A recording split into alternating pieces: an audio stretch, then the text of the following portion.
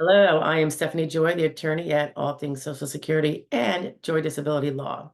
Your video is about to start. I just wanted to remind you that if you click the join button below, you can learn more about the memberships offered at a very affordable price that can give you a little more direct attorney answers to your questions. Have a great day and enjoy the video. Hey guys, just a quick reiteration of what the SSA announced with regard to compassionate allowances. And there are 9 new ones.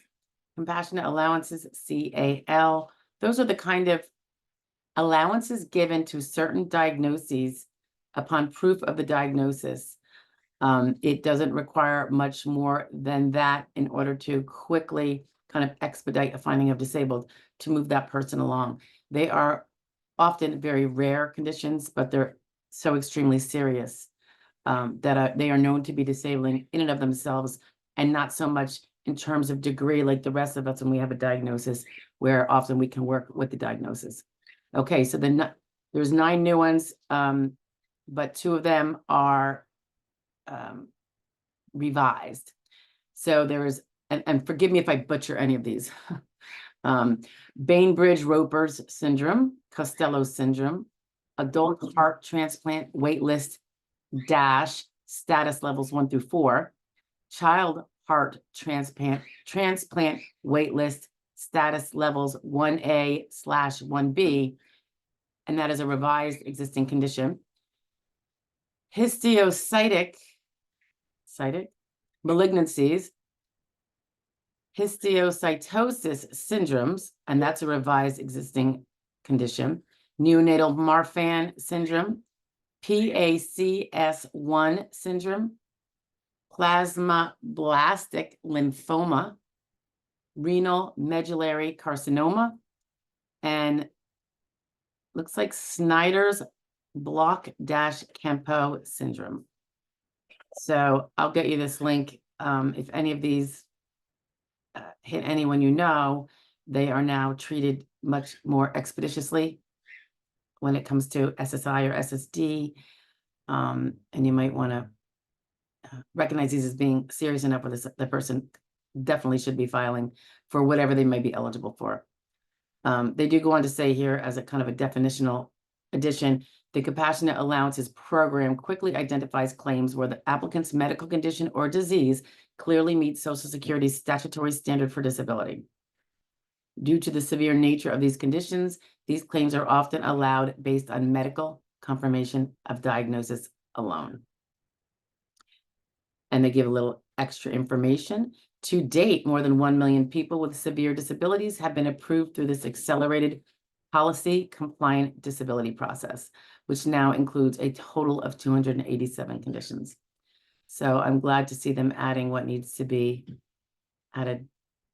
Okay, I will, we may or may not in the near future get to individual shares on what they're looking for with these, or more information about them. Sometimes we do that with compassionate allowances, but it tends to be less frequently than we would like. So anyway, have a great day, guys. Bye. Hey, so if the subject matter of the video you just listened to is of interest and you want more on it, stay tuned. Here's another one about the same topic, but a little bit different. Bye now. Good morning. Just wanted to share something good. The SSA just came out with some more compassionate allowance impairments, disorders, diseases on their compassionate allowance list. So this is really good for these people.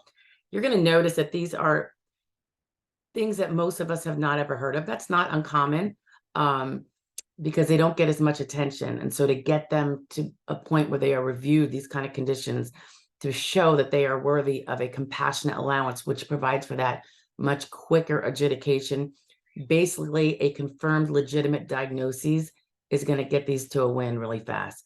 You don't have to prove listing level so much, nor RFC, so which we have other videos on what those mean. So let me just go through them real fast. This came out yesterday, so I was really glad to see it. So some of these include, I think there's 12 of them, I think. So let's see. The first one is called 1p36 deletion syndrome.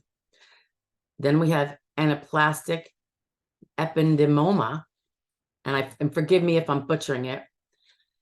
And then there's calciphylaxis.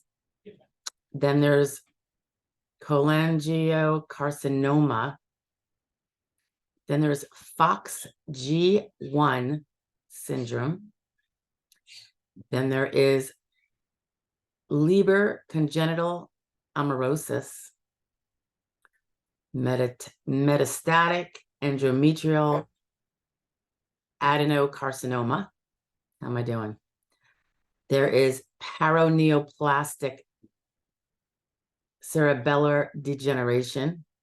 These are scary, right? They wouldn't be here if they weren't.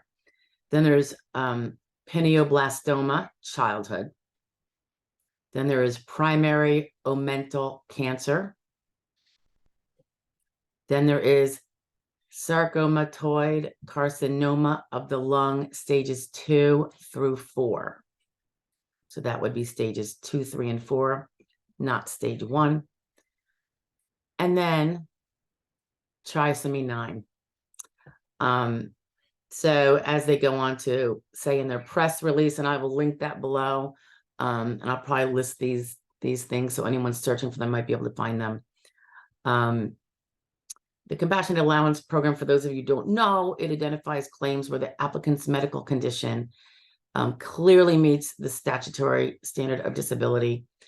And they're developed because of the kind of like the severe nature of these kind of conditions automatically, unlike a lot of other ones where we can go years and years and years with a condition and still have, you know, the ability to work a full-time job. They actually go on to say, this is interesting, nearly 900,000 people with severe disabilities have prevailed on their claims by virtue of this compassionate allowance list. So is that a lot of people? Sure. It's probably not enough. The fact that we keep having more compassionate allowance announcements periodically is because these things have not been included, and those people weren't then able to use a compassionate allowance process to more quickly win their claims. So anyway, we're now up to 278 compassionate allowance conditions. So that's getting better. Let's see, anything else of interest here? It's kind of short. So they do reiterate that, of course, when you apply for disability and you put the name of a compassionate allowance that you have in your application, I believe they have, you know, what do you want to call it? Artificial intelligence, or it's human eyeballs. But when they see that name, it automatically gets special treatment, so they can check it out. But they still have to order the records, because you can't just say you have it. It has to be diagnosed in your medical records. And generally, most diagnoses, there is a way to make a proper diagnosis. So it can't just be a doctor looking at you and saying, I think you have. Whatever the medically accepted method of diagnosis is that the SSA recognizes, that's going to be the standard. Let's see. They do talk about how they're incorporating leading technology to identify the potential compassionate allowance cases. I think sometimes people word things in a way that are not the way they're listed in the compassionate allowance list, but it is the same disorder. So I think they're designed to catch those. And it's to make everything speedier and more efficient, to allow people who should be prevailing without delay to better do so. Anyway, I will also, well, I'm going to post a list of this article, and I'll also post general compassionate allowance list page also. Okay. So anyway, that's good news. For anyone who doesn't have a compassionate allowance, we are very blessed to not have. For those that do, or have a loved one that does, you know, my heart is with you. It's not fair. And anyway, we do think about you a lot. So anyway, hang in there and be brave. Be well.